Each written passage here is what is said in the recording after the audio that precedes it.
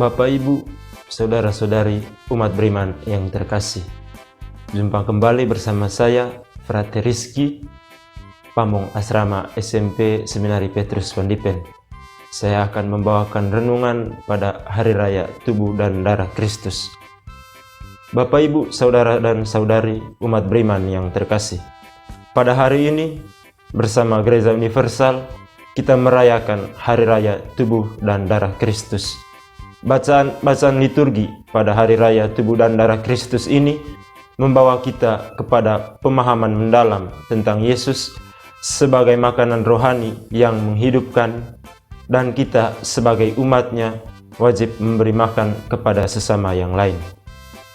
Penulis kitab Kejadian menggambarkan model perjamuan yang dipersembahkan oleh Melkisedek, Imam Agung di Yerusalem. Melkisedek membawa roti dan anggur untuk mempersembahkannya kepada Tuhan dan memberkati Abram. Ia berkata, "Diberkatilah kiranya Abram oleh Allah yang Maha Tinggi, pencipta langit dan bumi, dan terpujilah Allah yang Maha Tinggi yang telah menyerahkan musuh-musuhmu ke dalam tanganmu." Abram yang penuh berkat itu memberikan 1/10 dari hasil jarahannya kepada Melkisedek. Perikop ini lebih menekankan peran sang imam dalam mempersembahkan Ekaristi. Imam ditabiskan untuk merayakan Ekaristi sebagai in persona Christi.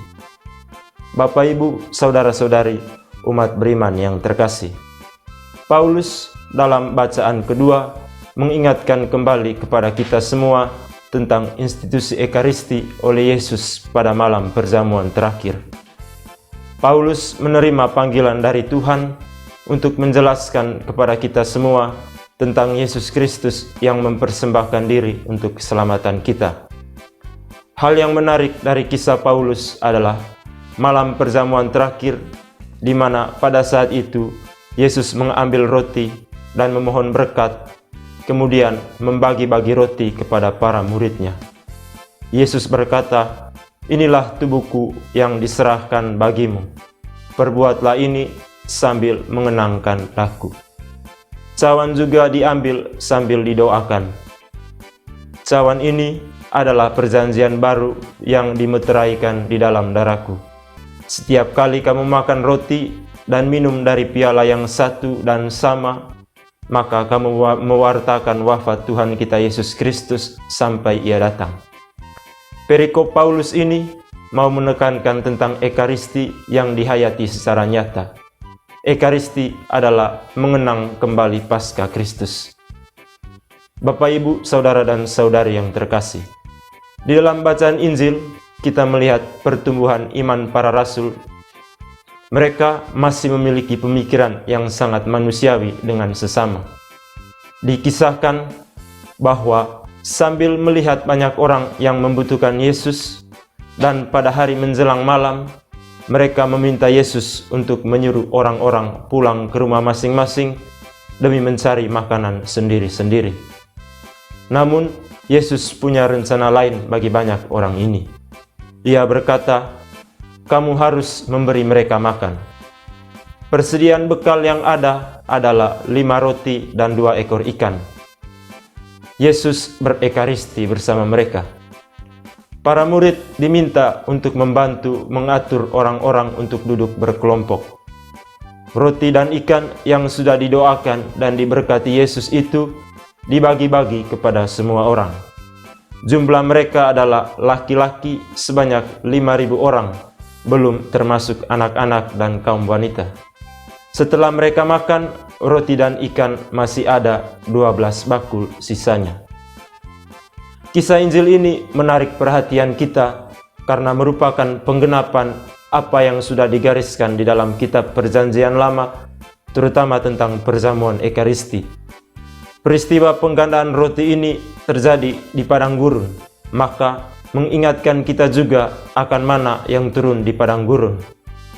Semua orang yang makan mana menjadi puas.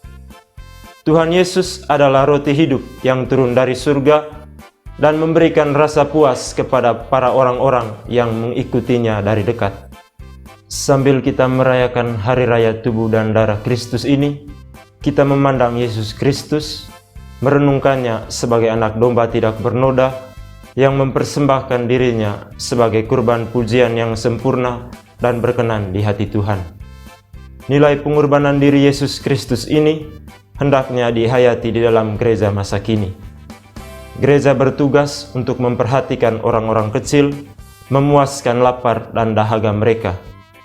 Gereja mempersembahkan persembahan yang terus-menerus sebagai persembahan Kristus sendiri yang menguduskan dunia. Gereja melakukan kenangan akan pengorbanan Kristus. Gereja sendiri mengalami kesulitan, badai yang datang silih berganti, tetapi Ekaristi tetap menjadi tiang kekuatan untuk menenangkan badai di dalam gereja.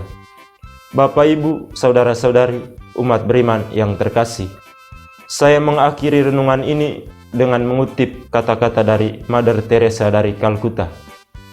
Mestinya kita jangan memisahkan hidup kita dari Ekaristi. Saat kita memisahkan hidup dari Ekaristi, sesuatu di dalam hidup kita akan hancur. Ekaristi berisi sesuatu yang lebih dari sekedar sikap menerima. Ekaristi juga berisi kepuasan untuk kelaparan Kristus. Ia sendiri senantiasa mengajak, "Datanglah padaku." Dia juga lapar akan jiwa-jiwa. Tubuh dan darah Kristus menyucikan hidup kita. Amin.